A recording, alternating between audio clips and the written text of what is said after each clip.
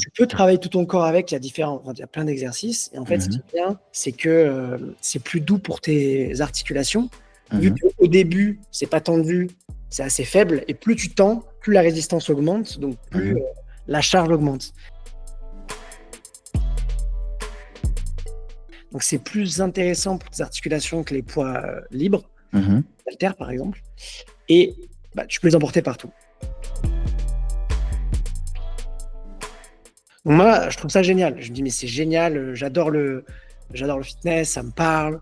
Le Ouais. sport à la maison, ça peut être cool. Tu gagnes quand tu es en voyage, etc. Tu peux bouger avec, c'est chouette. Du coup, on crée le projet, on commence à importer les produits, etc. Et ça marche pas tant que ça. Et pendant un mois et quelques, j'essaie de vraiment y aller à fond, de créer tout l'écosystème, etc., Mhm. d'essayer de parler aux clients. Et ça marche pas trop. C'est où tu le vends à l'international ou en En France? France. En France, On ok. fait le marché français. Et là, Emmanuel Macron annonce le confinement. Bienvenue tout le monde, bienvenue sur Débrouillard, le podcast où on continue de décortiquer l'entrepreneuriat sous toutes ses coutures. Ici, on parle de business, de stratégie, d'état d'esprit. Surtout, on vous donne des clés actionnables pour scaler vos projets. Bonjour tout le monde, bienvenue sur le podcast. Donc, il y a ceux qui subissent la blessure et il y a ceux qui transforment leur douleur en business. Mon invité du jour a fait les deux, entrepreneur, créatif, passionné de sport. Hugo Hull a lancé Flytex après avoir frôlé l'arrêt total de sa pratique sportive. En quelques mois, sa marque est devenue une référence pour des milliers d'athlètes. Aujourd'hui, il partage ses coulisses, les coulisses de son succès, les échecs également, ses doutes et ses ambitions. Donc, je suis super, super content de l'avoir aujourd'hui pour vous, pour qu'on puisse mettre un peu de la lumière sur ce parcours semé de plein d'échecs, mais qui, in fine, ont permis que tu puisses créer cette marque-là. Donc, Hugo, bienvenue sur le podcast Débrouillard. Merci Guy, merci pour l'invitation. Nice. Mon cher Hugo, j'aimerais te proposer de te présenter succinctement. Mhm. Ben, je suis le fondateur de Flytex et du festival La Boucle. J'ai toujours été passionné de sport depuis que je suis jeune. J'ai toujours bougé beaucoup et comme tu l'as un peu expliqué, j'ai failli complètement arrêter le sport et même j'ai dû remettre en cause, on va dire, la manière de m'entraîner, la manière d'écouter mon corps, la manière de voir un peu l'entrepreneuriat. Ce qui m'a mené, on va dire, au projet Flytex, c'est 25 ans de foncer tête baissée et de payer derrière les pots cassés. En fait, je pense que on est beaucoup dans ce cas-là. On peut bourriner dans le sport jusqu'à un certain âge, mais même si on est jeune, quand tu commences à être dans ta vingtaine, tu as 25 ans, ton corps il réagit différemment en fait. Et si tu l'as mal traité, on va dire, pendant ton adolescence et pendant une bonne partie de ta vie, si tu as forcé là où il y avait des faiblesses, si tu t'es blessé beaucoup, tu commences à le payer. Et si tu fais pas d'étirements, de renforcement ciblés, des choses comme ça, tu vas avoir des gros signaux et faut surtout pas les ignorer, sinon ça peut te mener à des problèmes un peu plus graves, on va dire. Donc Yes. voilà, je suis rentré dans le sujet direct. Hum, hum. Et voilà un peu ce qui, moi, m'a mené à m'intéresser à ce genre de technologie qui est la compression, les technologies utilisées par Flytex sur les produits qu'on développe en ce moment. Et plus loin, on va dire, sur le festival, c'est donner envie aux gens de faire plus de sport dans un cadre un peu plus détendu et voilà, dans la bonne humeur. Détendu, ça veut dire qu'il n'y a plus de compète ou... C'est pas forcément la plus de compète, c'est plus la compète, elle est envers toi-même parce que tu dois te dépasser. euh, je vais peut-être expliquer du coup le festival, le concept. Donc, ça s'appelle La Boucle et tu vas tourner pendant presque toute une journée pour aller chercher ta distance qui te fait flipper. Ça peut être 5, 10, 21, 42 et 50 km pour les plus courageux, on va dire. Hum. Et tout ça, où à la fin, quand tu as réussi ton objectif, on te remet ta médaille associée et tu peux faire la fête, le célébrer avec tes amis, aller boire des bières, te reposer dans un sauna, un bain froid, aller faire des cours de yoga, d'étirements. On aura aussi une grosse scène avec un DJ et plein d'activités en fait. Donc l'idée, c'est de permettre à des gens de faire leur première course Mhm. ou alors à ceux qui sont plus habitués à ce format-là de course, aller chercher une distance qu'ils n'ont encore jamais fait. Si tu es marathonien, bah, tu vas chercher un ultramarathon, un 50 km. Si tu as déjà fait un 10 km, bah, tu vas chercher ton premier semi-marathon.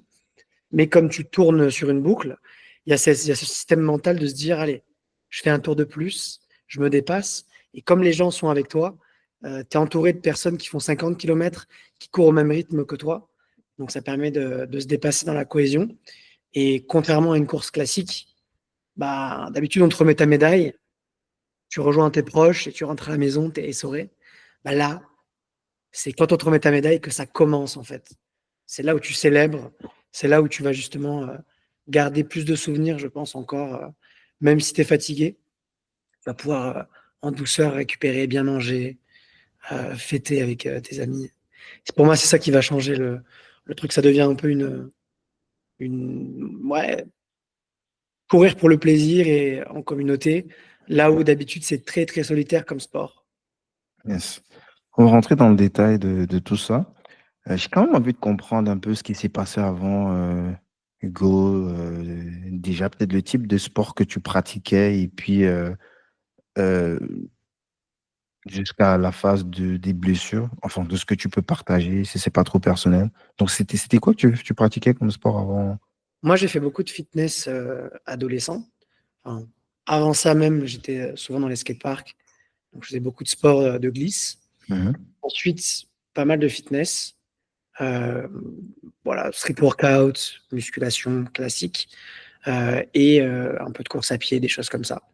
Et Mhm. globalement, je me suis fait un ligament croisé de manière assez banale. C'était en courant, en fait, un ami m'a appelé. Il était derrière moi. Je me suis tourné. En fait, ma jambe n'a pas pivoté et je me suis fait une entorse du genou. Et ensuite, c'est en faisant de l'escalade en bloc, donc avec des tapis mous au sol. J'ai chuté de peut-être de 3 mètres.